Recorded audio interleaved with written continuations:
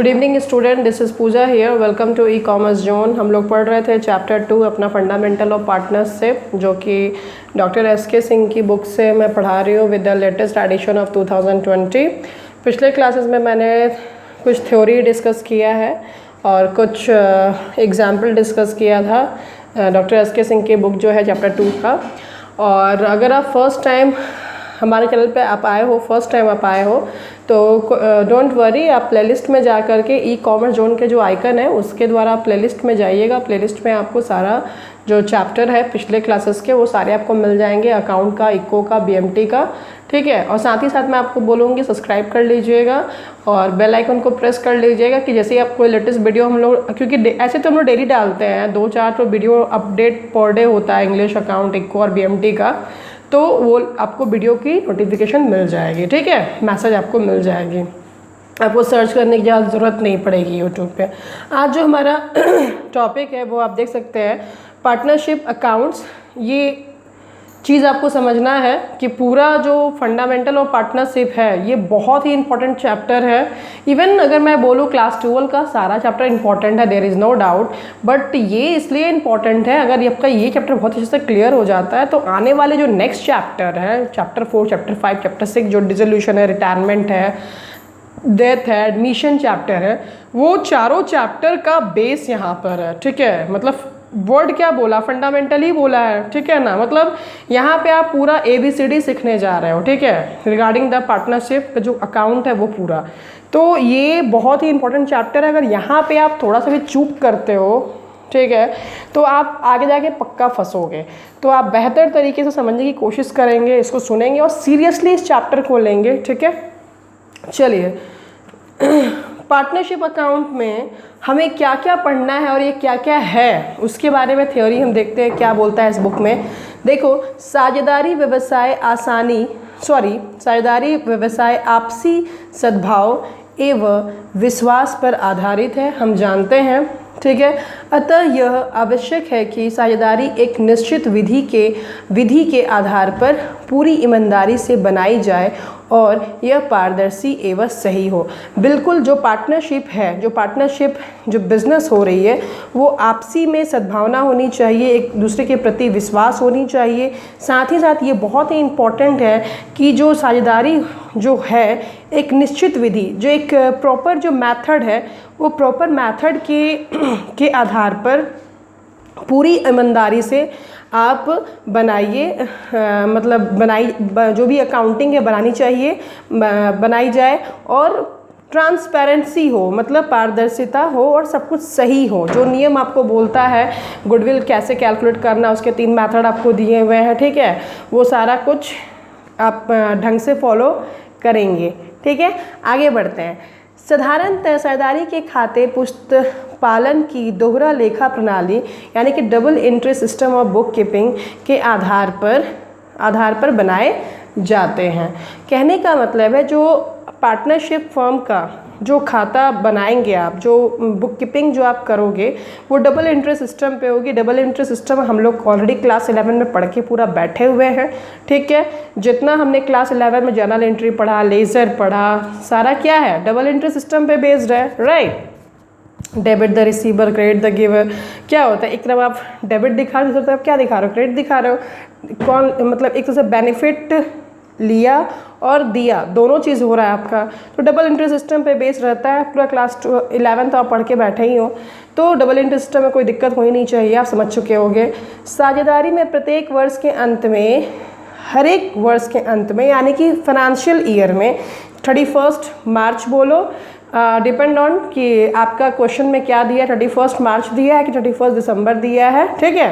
तो आपने अगर बैलेंस शीट बनाया होगा क्लास 11 में, जो क्लास 11 में आपने जो बैलेंस शीट बनाई है, ट्रेडिंग अकाउंट, PL अकाउंट जो बनाई है, उसमें क्लोजिंग ईयर क्या रहता था, या तो 31 दिसंबर रहता था या तो 31 मार्च रहता था, ठीक है ना। साल का अंत वही होता है जो इंडिया, जिसमें इंडिया 31 मार्च को ही करता है, ठीक है। तो उसके बारे में बोला जा रहा है कि साझेदारी में प्रत्येक वर्ष के अंत में व्यापारिक खाता यानी कि क्या, ट्रेडिंग अकाउंट, लाभ हानि खाता यानी कि प्रॉफिट एंड लॉस अकाउंट, लाभ हानि विनियोजन खाता, ये है profit and loss appropriation account. तो क्लास 11 में आपने trading account and PL account आपने बनाना सीखा था।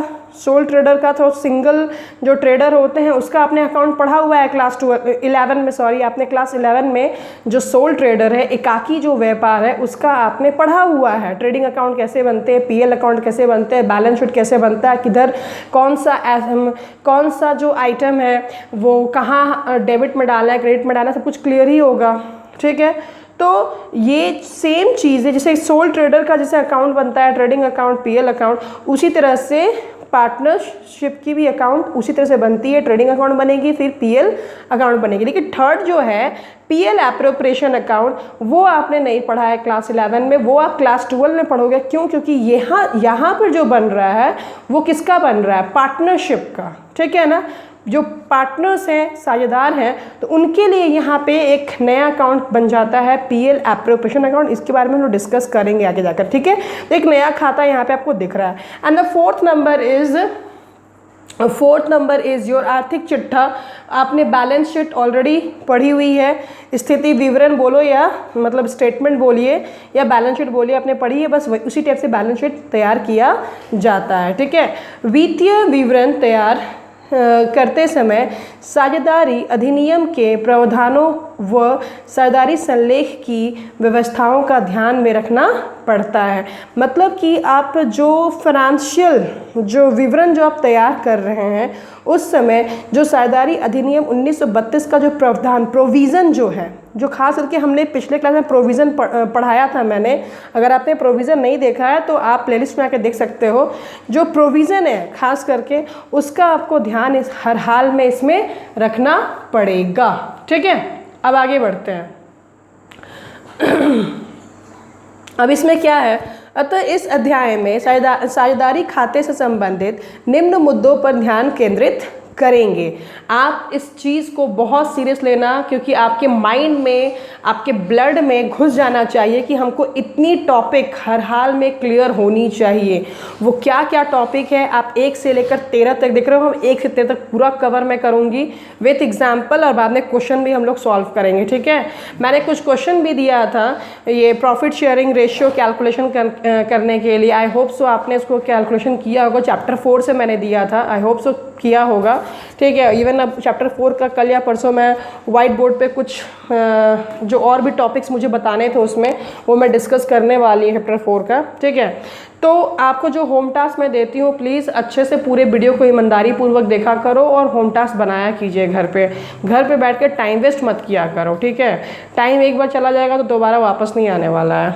चलो, नंबर 1, साझेदारों में लाभ का विभाजन। पहला चीज़, साझेदारों में लाभ का विभाजन या वितरण, यानी कि इंग्लिश में कहते हैं डिवीज़न और distribution of profit among partner. इस चैप्टर में सबसे पहले हम लोग ये सीखेंगे कि पार्टनर्स का जो लाभ होता है उसका डिवीज़न या डिस्ट्रीब्यूशन कैसे करना होगा, क्या है सारा कुछ, कैसे करना है, किस रेशियो में करना है, क्या क्या होता है, थ्योरी पूरा पढ़ेंगे उसके बारे में, साथ ही साथ उसकी जर्नल एंट्री भी पढ़ेंगे। ठीक है, सेकेंड नंबर क्या है, लाभ हानि विनियोजन खाता, यानी कि profit and loss appropriation account. Profit and loss appropriation account कैसे बनाया जाता है उसके बारे में पढ़ेंगे।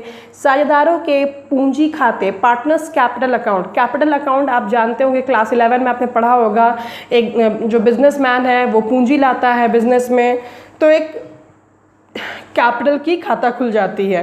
तो यहाँ पे पार्टनर्स कैपिटल लेकर आते हैं, तो पार्टनर्स का कैपिटल अकाउंट कैसे बनेगा उसके बारे में हम लोग पढ़ेंगे। ठीक है, 4 नंबर है साझेदारों की पूंजी पर ब्याज। अगर पार्टनर्स बिजनेस में कैपिटल लेकर आता है तो उसको ब्याज मिलेगा, इंटरेस्ट ऑन पार्टनर्स कैपिटल। अब बात यहाँ पर आती है इंटरेस्ट ऑन पार्टनर्स कैपिटल के बारे में, क्यों मिलेगा।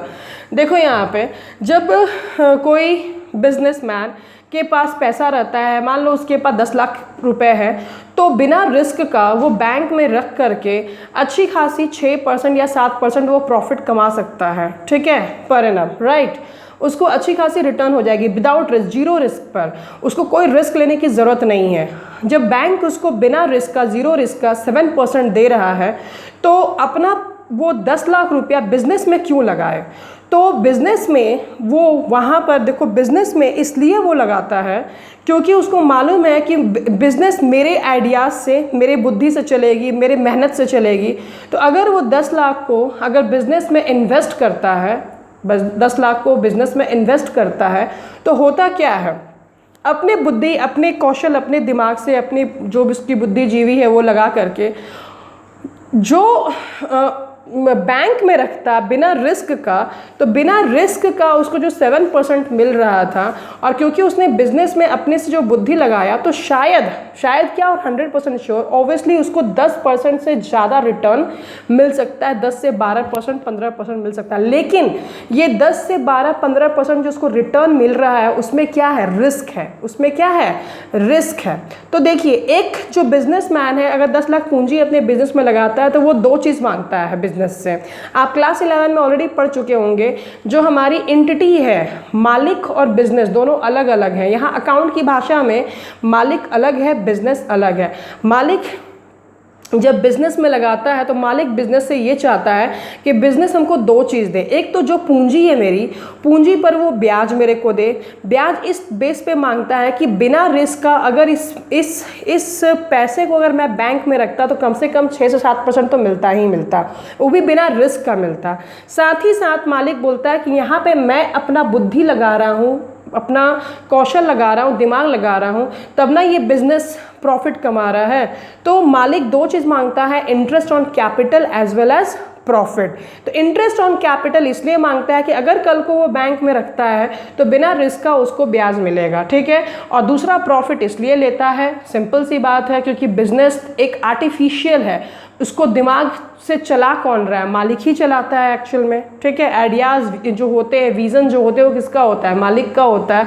तो उसके बदले में वो क्या लेता है, प्रॉफिट लेता है, ठीक है।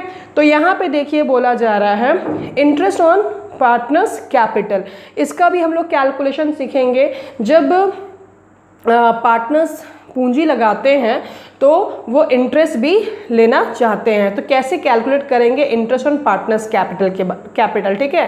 5 नंबर है साझेदारों के आहरण पर ब्याज, इंटरेस्ट ऑन पार्टनर्स ड्राइंग। अब जस्ट उल्टा, अगर पूंजी लगाता है बिजनेसमैन तो वो बोलता है कि हम इंटरेस्ट लेंगे, किससे, बिजनेस से लेंगे। तो बिजनेस भी बोलेगा ना, भैया आप भी क्या कर रहे हो, ड्राइंग कर रहे हो, मेरे बिजनेस के जो कैपिटल है या जो भी प्रॉफिट है उसको आप कुछ देर के लिए, कुछ समय के लिए क्या कर रहे हो, निकाल रहे हो, आहरण कर रहे हो, ड्राइंग कर रहे हो, तो मैं भी आपसे क्या लूँगा, इंटरेस्ट लूँगा। तो इसी तरह कैलकुलेशन है इंटरेस्ट ऑन पार्टनर्स ड्राइंग, ये भी हमें पढ़ना है, इसका कैलकुलेशन भी पढ़ना है, ठीक है। नेक्स्ट है हमारा 6 नंबर साझेदारों के ऋण पर ब्याज, इंटरेस्ट ऑन पार्टनर्स लोन। अगर कल को कोई साझेदार जो है वो बिजनेस में लोन देता है, ठीक है, तो उस पर कैसे इंटरेस्ट चार्ज करेंगे, उसे भी हमें पढ़ना है। साझेदार के किराए का भुगतान, कल को मान लो बिजनेस जो है किसी पार्टनर ने अपने घर को या अपनी बिल्डिंग को या अपनी प्रीमाइसेस को उसने रेंट दे दिया है, ठीक है। तो अगर उसने रेंट दिया है तो वो तो कहीं ना कहीं खर्चा है ना, तो पार्टनर्स उसके बदले क्या मांगेगा, रेंट मांगेगा। तो इसकी ट्रीटमेंट हम लोग कैसे करेंगे, इसको भी सीखेंगे, ठीक है। साझेदारों का वेतन, सैलरी टू पार्टनर्स। अब मान लीजिए अब पार्टनर्स हैं, अब मान लीजिए सारे पार्टनर्स हैं, अगर सारे पार्टनर्स काम कर रहे हैं, अगर 8 घंटा 10 घंटा वो काम करे तो उसके बिहाफ में वो सैलरी लेंगे। या मान लो कोई एक पार्टनर उसमें काम कर रहा है तो वो ऑन बिहाफ क्या लेगा, सैलरी लेगा। तो उसका भी ट्रीटमेंट हमें सीखना है। नेक्स्ट है साझेदार को कमीशन टू पार्टनर्स। अगर मान लीजिए कमीशन बहुत चीज़ पे होती है, आपने मार्केटिंग बहुत अच्छी करवा दी, मान लो 2-3 पार्टनर है, मार्केटिंग बहुत अच्छी करवा दी, या क्या बोलते हैं सेलिंग आपने बहुत अच्छी करवा दी, तो उसके बदले में आपने क्या मांगा, कमीशन मांगा, कि बिकॉज आपने वहाँ पे कुछ ज़्यादा एफर्ट लगाया, अपना बुद्धि ज़्यादा लगाया, अपना टैलेंट वहाँ पे बहुत ज़्यादा यूज़ किया, नेटवर्किंग आपने यूज़ किया, तो उसके बदले आपने 2-3-5% कमीशन मांगा। तो उस पर भी हमें पढ़ना है। इवन कमीशन का आपने कैलकुलेशन पढ़ा भी होगा, बिफोर करके एक वर्ड है और एक आफ्टर करके वर्ड मिलेगा आपको, बिफोर करके और आफ्टर करके। क्लास 11 में आप पढ़े भी होंगे, मैं उम्मीद करती हूँ कि आप पढ़े होंगे। तो नहीं पढ़ा तो कोई बात नहीं, यहाँ भी सीखना ही है अपने को। सेम वही चीज़ है, कमीशन टू द मैनेजर। अब पार्टनर्स अगर करता है तो पार्टनर्स कमीशन लेगा, मैनेजर अगर बुद्धि लगाया है तो फिर मैनेजर वहाँ पे कमीशन लेगा। तो ये दोनों का ट्रीटमेंट कैसे कैसे करना है इसके बारे में हम लोग सीखेंगे, ठीक है। फिर क्या है, लाभ का संचय खाते में हस्तांतरण, transfer of profit to reserve account. जो प्रॉफिट हुई है, सारे प्रॉफिट पार्टनर्स घर लेके नहीं गए हैं, कुछ प्रॉफिट को उन लोगों ने क्या कर दिया है, रिजर्व खाते में डाल दिया, ट्रांसफ़र कर दिया है। तो इसके बारे में जरा एंट्री कैसे होती है, कैसे ट्रांसफ़र करते हैं, उसके बारे में पढ़ेंगे। ठीक है, नेक्स्ट क्या है, लाभ की गारंटी, गारंटी ऑफ प्रॉफिट। अब यहाँ पे भी क्या होता है, मान लो ए बी पार्टनर है, राइट। अब सी वहाँ पे आना चाहता है और बी उसको लाना चाहता है, ठीक है ना। तो बी वहाँ पे गारंटी ले लेगा कि भाई तेरे को इतना तो मैं हर हाल में प्रॉफिट दूंगा ही दूंगा, ठीक है। कल को अगर लॉस भी होती है या फिर कल को प्रॉफिट कम भी होती है तो तुम मेरे अकाउंट से जो प्रॉफिट है वो तुम्हारे में क्या हो जाएगा, ट्रांसफ़र हो जाएगा। कुछ ऐसा ही चीज़ हम लोग को पढ़ना है गारंटी ऑफ प्रॉफिट में। कोई पुराना जो पार्टनर है वो गारंटी लेता है, ठीक है।